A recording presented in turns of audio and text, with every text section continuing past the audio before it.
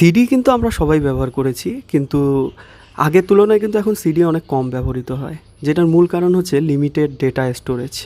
মানে এখানে কিন্তু আমরা লিমিটেড অ্যামাউন্ট অফ ডেটাই এখানে স্টোর করতে পারতাম, কিন্তু রাইট নাও চায়না একটা নতুন ইনোভেশন নিয়ে আসছে, যেখানে তারা প্রায় মানে ক্লেম করছে 1.6 পেটাবাইট পর্যন্ত একটি সিডিতে তারা ডেটা স্টোর করতে পেরেছে, 16 লাখ জিবির সমান।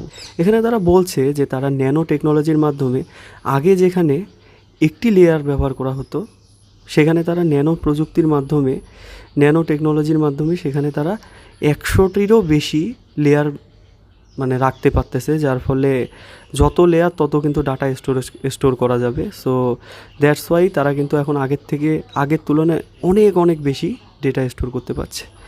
এখন যেটা দেখা যাচ্ছে যে সিডি প্রযুক্তিতে হয়তো আবার নতুনভাবে আমাদের মাঝে চলে আসবে, দেখা যাক।